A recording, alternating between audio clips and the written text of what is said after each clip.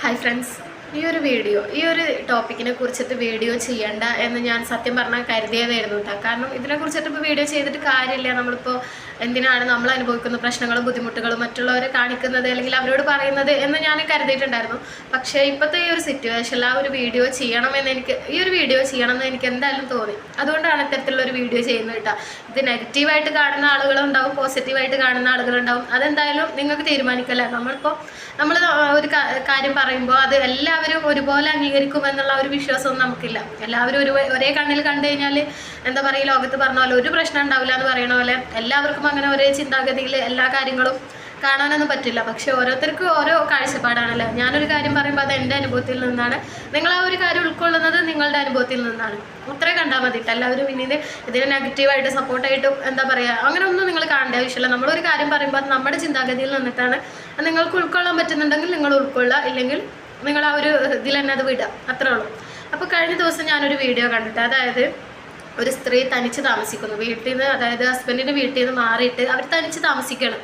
അവരുടെ എന്താ പറയുക ഹസ്ബൻഡിൻ്റെ വീട്ടിലുള്ള പ്രശ്നം കാരണം, അതായത് ഹസ്ബൻഡിൻ്റെ ഉപ്പയും തമ്മിൽ ഉണ്ടാവുന്ന പ്രശ്നം കാരണം, ഇവർക്ക് കൊടുക്കുന്ന പ്രശ്നം കാരണം ഇവരുടെ കുട്ടികളെയും ഹസ്ബൻഡിനെയും കൊണ്ടിട്ട് വേറെ മാറി താമസിക്കണം, വേറെ വീടൊക്കെ എടുത്തിട്ട് താമസിക്കുകയാണ്.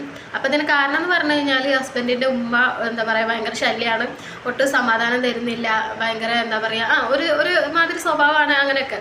അതുപോലെ തന്നെ ഹസ്ബൻഡിൻ്റെ ഉപ്പയും വളരെ മോശമായിട്ടുള്ള ഒരു സ്വഭാവമാണ്, നല്ല ഒരു സ്വഭാവം നല്ല നമ്മളോട് ഒട്ടും സ്നേഹമൊന്നും കാണിക്കണില്ല എന്നുള്ളൊക്കെ കാര്യങ്ങൾ പറഞ്ഞിട്ടാണ് ഇവർ വേറെ താമസിക്കുന്നത്. ഹസ്ബൻഡിൻ്റെയും കുട്ടികളെയും കൂട്ടിയിട്ട് ഇവർ വേറെ താമസിക്കാൻ വേണ്ടിയിട്ട് പോകുന്നത്. അപ്പോൾ ഞാനിത് എൻ്റെ ഒരു എന്താ പറയുക എൻ്റെ ഒരു അഭിപ്രായം അല്ലെങ്കിൽ എൻ്റെ ഒരു ഇതാണ്, അനുഭവത്തിൽ നിന്ന് പറയുന്ന കാര്യമാണ്. അതൊരിക്കലും എന്താ പറയുക ഒരു അഭിപ്രായമല്ല, എൻ്റെ അനുഭവം തന്നെയാണെന്ന് പറയാം. അപ്പോൾ ഞാനും ഒരു കല്യാണം കഴിഞ്ഞിട്ടുള്ള ഒരു സ്ത്രീയാണ്, എനിക്കൊരു മകളുണ്ട്. ഞാനിപ്പോൾ താമസിക്കുന്നത് ഹസ്ബൻഡിൻ്റെ വീട്ടിലാണ്. ഫസ്റ്റ് ഓഫ് ഓൾ ഞാൻ പറയട്ടെ, എല്ലാവർക്കും നമ്മൾ കല്യാണം കഴിഞ്ഞ് കഴിഞ്ഞാൽ നമ്മുടെ കല്യാണം എന്ന് പറയുന്നുണ്ടല്ലോ ഏറ്റവും വലിയൊരു ലോട്ടറി. അതാണ് നമ്മുടെ ഭാഗ്യം. നമുക്ക് ഭാഗ്യമുണ്ടോ ഇല്ലയോ തീരുമാനിക്കുന്ന ഒരു കാര്യം ലൈഫിൽ എന്ന് ഞാൻ പറയും. കാരണം നമ്മുടെ ലൈഫിൽ വെച്ചിട്ട് ഏറ്റവും വലിയൊരു ലോട്ടറി എന്ന് പറയുന്നത് നമ്മുടെ കല്യാണം.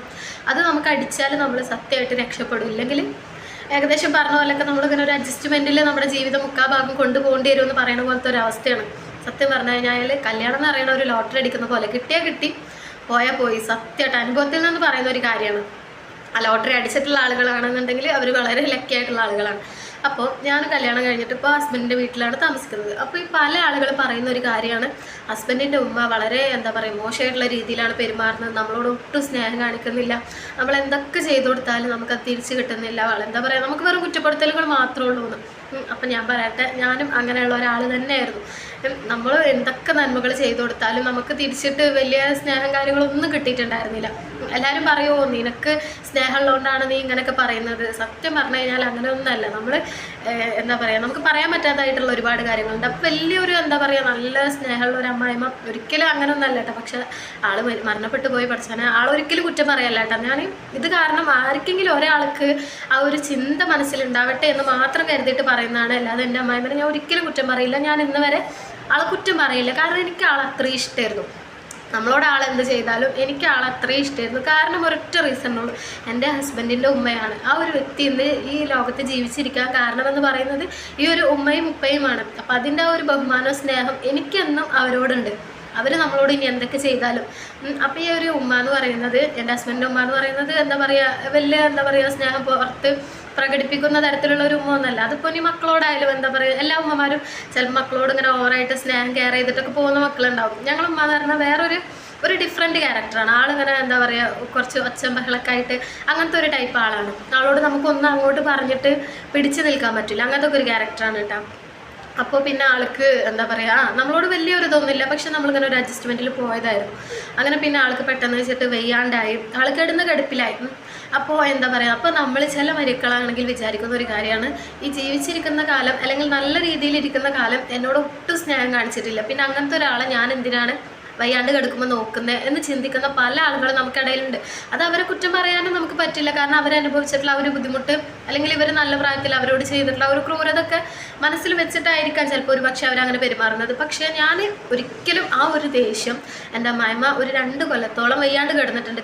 കിടപ്പിൽ എന്താ പറയുക നമ്മൾ ബെഡിൽ തന്നെ മൂത്രമൊഴിക്കലും അപ്പിടലും അങ്ങനെ കടുപ്പിൽ കിടന്നിട്ടുണ്ട്. ആൾക്ക് ഒരാളെ സഹായമില്ലാതെ ഒന്നും ചെയ്യാൻ പറ്റാത്ത കാര്യം, ഒറ്റയ്ക്ക് ഫുഡ് പോലും കഴിക്കാൻ പറ്റില്ല, അങ്ങനത്തെ ഒരു അവസ്ഥയിൽ കിടന്നിട്ടുണ്ട്. നമ്മൾ ഫുഡ് വാരി കൊടുക്കണം, ബാത്റൂമിലേക്ക് ആൾക്ക് പറയാൻ വരെ അറിയില്ല, ആളുടെ ഒരു ബോധം നഷ്ടപ്പെട്ടിട്ടുണ്ടായിരുന്നു.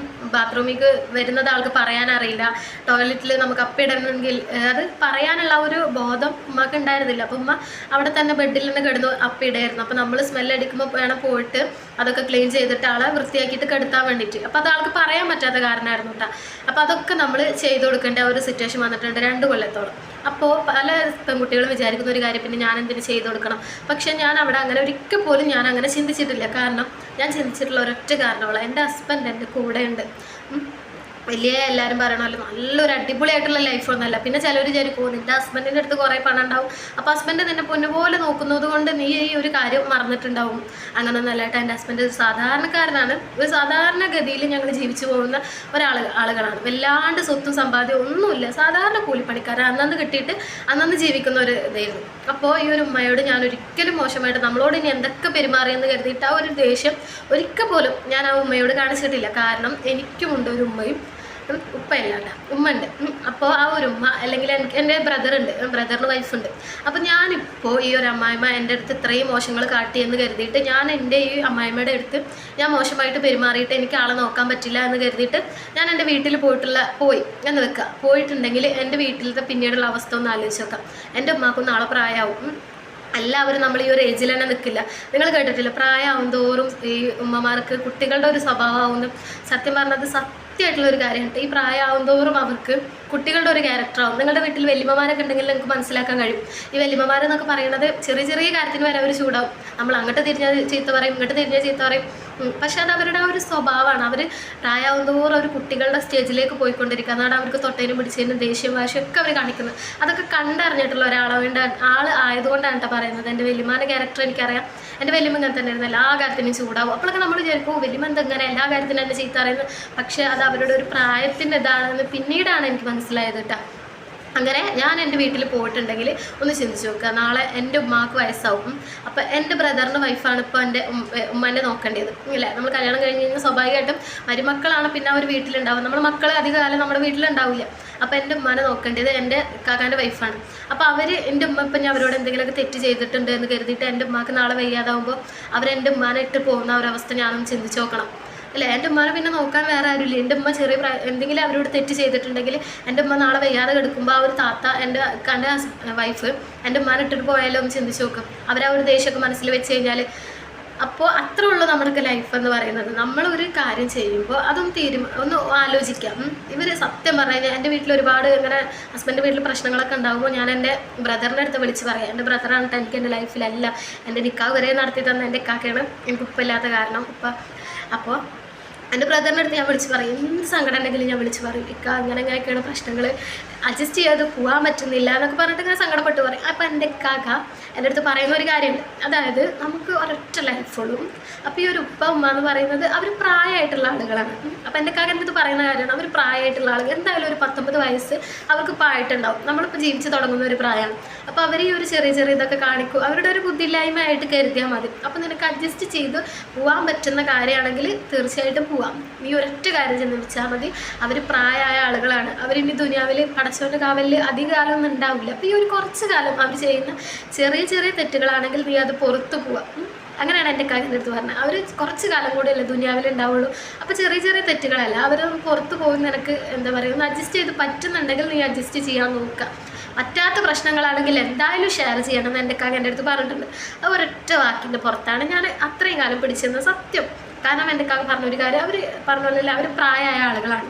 അപ്പോൾ അവർ ദുനിയാവിൽ എത്ര കാലം ഉണ്ടെന്ന് നമുക്ക് പറയാൻ പറ്റില്ല. അപ്പോൾ അവർ ചെയ്യുന്ന ചെറിയ തെറ്റുകൾ എല്ലാവരോടും അമ്മമാർ ചെയ്യുന്ന അല്ലെങ്കിൽ ഭർത്താക്കന്മാരുടെ ഉപ്പമാർ ചെയ്യുന്ന എല്ലാ തെറ്റുകളും അഡ്ജസ്റ്റ് ചെയ്തിട്ട് നിങ്ങൾ ഒരുപാട് കാലം അതൊക്കെ അഡ്ജസ്റ്റ് ചെയ്ത് ജീവിക്കണം ഒന്നല്ലാണ്ട് പറയുന്നത്. ചെറിയ തെറ്റുകളാണെങ്കിൽ നമുക്ക് അഡ്ജസ്റ്റ് ചെയ്ത് പോകാൻ പറ്റുമെന്നുണ്ടെങ്കിൽ നമ്മൾ തീർച്ചയായിട്ടും അഡ്ജസ്റ്റ് ചെയ്ത് പോകുക. കാരണം നമ്മുടെ ഹസ്ബൻഡ് നമ്മൾക്ക് ഒപ്പുണ്ട്, നമ്മുടെ കുട്ടികളുണ്ട്. നാളെ അവരും വളർന്ന് വലുതാവും, നാളെ നമുക്കും പ്രായമാവും. അപ്പം നമ്മുടെ ഉമ്മമാരോട് എന്താണ് ചെയ്തത് അതുമാണ് നമുക്കും തിരിച്ചു കിട്ടുള്ളൂ. നമ്മളൊരു ചെറിയ കാര്യത്തിലൊക്കെ നിന്ന് അവർ അഡ്ജസ്റ്റ് ചെയ്ത് പോകാൻ പറ്റുമെന്നുണ്ടെങ്കിൽ തീർച്ചയായിട്ടും അങ്ങനെ പോകാൻ വേണ്ടിയിട്ട് നോക്കുക. ആ ഒരു 2 കൊല്ലത്തോളം ഞാൻ എൻ്റെ ഉമ്മയെ നോക്കിയിട്ട് ആളിപ്പോൾ ഹയാത്തിലില്ല, ആൾ മരണപ്പെട്ടു പോയി. ആ ഒരു സ്റ്റേജിൽ തന്നെ ആൾ വയ്യാണ്ടായി, ആ ഒരു സ്റ്റേജിൽ തന്നെ ആൾ മരണപ്പെട്ടു പോയി. അതുകൊണ്ട് എനിക്ക് മനസ്സിനൊരു തൃപ്തിയുണ്ട്. ഏറ്റവും വലിയൊരു കാര്യം അതാണ്. ഒരു പക്ഷേ നിങ്ങളൊന്ന് ചിന്തിച്ചു നോക്കുക, ഞാൻ അന്ന് എന്നോടിപ്പോൾ ഇത്രയും ഇതൊക്കെ ചെയ്തിട്ടുണ്ട് എന്ന് വെച്ചാൽ വലിയ വലിയ തെറ്റുകളൊന്നും ചെയ്തിട്ടില്ല കേട്ടോ, പൊറുക്കാൻ പറ്റാവുന്ന ചെറിയ ചെറിയ തെറ്റുകളൊക്കെ തന്നെ ചെയ്തിട്ടുള്ളൂ. അപ്പം ഞാൻ ചിന്തിക്കാം, ഞാൻ അന്ന് ആ ഉമ്മയെ ഇട്ടിട്ട് എൻ്റെ വീട്ടിലേക്ക് പോകുകയെന്നുണ്ടെങ്കിൽ അതെനിക്ക് വലിയൊരു കുറ്റബോധം തന്നെ ആയേനെ. കാരണം എനിക്ക് അവരെ നോക്കാൻ പറ്റിയില്ലല്ലോ, അല്ലെങ്കിൽ ഞാൻ ചെയ്യേണ്ട കടമ എനിക്ക് അവരോട് ചെയ്യാൻ പറ്റിയില്ലല്ലോ എന്ന് എനിക്ക് വലിയൊരു കുറ്റബോധമായിരുന്നു. പക്ഷേ ഇപ്പോൾ എനിക്ക് ആ ഒരു കുറ്റബോധം ഇല്ല. ഞാൻ അവരെ നോക്കി, എൻ്റെ കടമ, എനിക്ക് എൻ്റെ ഹസ്ബൻഡിന് അവർ തന്നതിനുള്ള ഒരു കടമ, ആ ഒരു മകന് ജീവൻ കൊടുത്തതിനുള്ള ഒരു കടമ ഞാൻ അവരോട് നിറവേറ്റി എന്നുള്ള ഒരു സംതൃപ്തി എൻ്റെ മനസ്സിൽ ഇപ്പോഴുണ്ട്. അപ്പം ചിന്തിച്ചു നോക്കുക, ഞാൻ അവരെ ഇട്ടിട്ട് പോവുക എന്നുണ്ടെങ്കിൽ ആ ഒരു സംതൃപ്തി എനിക്ക് ഒരിക്കലും കിട്ടില്ലായിരുന്നു. ഇപ്പം എനിക്ക് എൻ്റെ മനസ്സ്, നമുക്ക് ആരോട് എന്താ പറയുക, എന്തൊക്കെ അനുഭവിച്ചാലും നമ്മുടെ മനസ്സിനൊരു തൃപ്തി ഉണ്ട്. അതായത് ഞാൻ ചെയ്യേണ്ട ഒരു കടമ ഞാൻ ചെയ്തു എന്നുള്ള ഒരു തൃപ്തി. എനിക്ക് തോന്നുന്നു ഇതാണ് ഏറ്റവും വലിയൊരു കാര്യം. ഞാൻ അന്ന് ആ ഒരു തെറ്റ് ചെയ്യാതിരുന്നത് എത്രയും നന്നായെന്ന് എനിക്കിപ്പോൾ തോന്നുന്നു.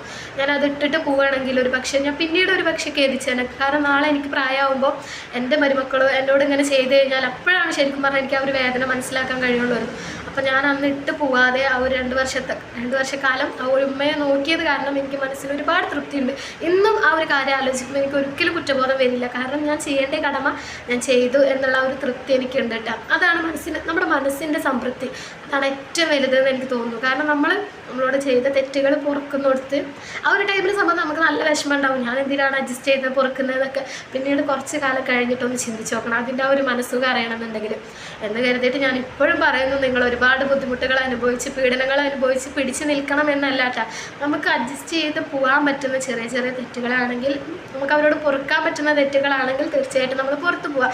ഒരൊറ്റ കാര്യം നമ്മൾ ചിന്തിച്ചാൽ മതി, അവർ ദുനിയാവിൽ അധിക കാലം ഇനി ജീവിക്കില്ല. അവർ 15 ആയുസ് കഴിഞ്ഞിട്ടാവും അവരൊരു അമ്മായിപ്പനും അമ്മോസനൊക്കെ ആവുന്നത്, അമ്മായിമ്മൊക്കെ ആവുന്നത്.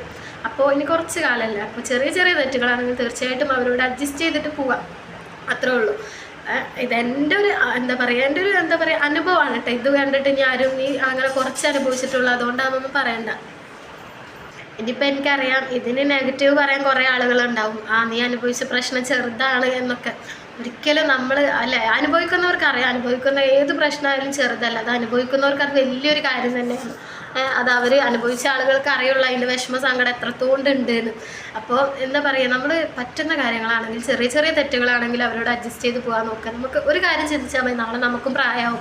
അപ്പോൾ നമ്മൾ ചിലപ്പോൾ ഇന്ന് കാണുന്ന നമ്മളെല്ലാവരെയും സമത്വമായി കാണുമെന്ന് വിചാരിക്കുന്ന ഒരു മെൻ്റലി അവസ്ഥ ഒന്നും ആയിരിക്കില്ല ചിലപ്പോൾ. നമുക്ക് വയസ്സായി കഴിഞ്ഞാൽ എല്ലാവരും വയസ്സായി കഴിയുമ്പോൾ അവർ വേറൊരു സ്വഭാവം അല്ലെങ്കിൽ വേറൊരു ക്യാരക്ടറാണ്. അപ്പോൾ അഡ്ജസ്റ്റ് ചെയ്ത് പോകാൻ പറ്റുന്ന ചെറിയ ചെറിയ തെറ്റുകളാണെങ്കിൽ നമ്മൾ അഡ്ജസ്റ്റ് ചെയ്ത് പോവാം. എന്ന് വെച്ചിട്ട് പറ്റാത്തതാണെങ്കിൽ തീർച്ചയായിട്ടും പറ്റുന്നില്ല എന്ന് പറഞ്ഞിട്ട് നമ്മുടെ വീട്ടിൽ നമ്മൾ എന്തായാലും നമ്മുടെ പ്രശ്നങ്ങൾ അറിയിക്കണം കേട്ടോ. അത് കരുതിയിട്ട് നമ്മൾ ഇത്രയും കാലം അഡ്ജസ്റ്റ് ചെയ്തിട്ട് നമ്മളൊരു സൂയിസൈഡ് എന്നുള്ള രീതിയിലേക്കൊന്നും പോകാണ്ടിരിക്കുക. നമുക്ക് പറ്റാവുന്ന കാര്യങ്ങളാണെങ്കിൽ അഡ്ജസ്റ്റ് ചെയ്ത് പോകും. ഒരൊറ്റ കാര്യം ചിന്തിച്ചാൽ മതി, നാളെ നമുക്കും പ്രായമാവും. അപ്പോൾ നമുക്കും നാളെ എന്തവസ്ഥയിലാണ് നമ്മൾ ചെന്ന് എത്തുന്നത് നമുക്കൊരിക്കലും പറയാൻ പറ്റില്ല. അപ്പോൾ അതൊക്കെ ഒന്ന് മനസ്സിൽ വെച്ചിട്ട് നമ്മൾ മുന്നോട്ടുള്ള ലൈഫ് പോവുക. നമ്മൾ ഒരൊറ്റ കാര്യം ചിന്തിച്ചാൽ മതി, അല്ലേ, നമുക്കും പ്രായമാവും. ആ ഒരൊറ്റ കാര്യം നമ്മൾ മുന്നോട്ട് വെച്ചിട്ട്, അല്ലെങ്കിൽ കർമ്മ, നമ്മളിന്ന് ഒരാളോട് എന്ത് ചെയ്യുന്ന ആ ഒരു കാര്യം നമുക്കും തിരിച്ചു കിട്ടും എന്നുള്ള ഒരു ബോധമൊക്കെ നമ്മൾ മനസ്സിൽ വെച്ചിട്ട് മുന്നോട്ട് പോവുക.